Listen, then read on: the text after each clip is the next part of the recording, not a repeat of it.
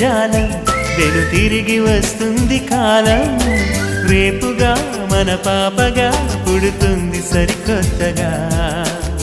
నీవు నాకు తోడుగా నేను నీకు నీడగా ప్రతి రేయి తీయగా పిలుస్తోంది హాయిగా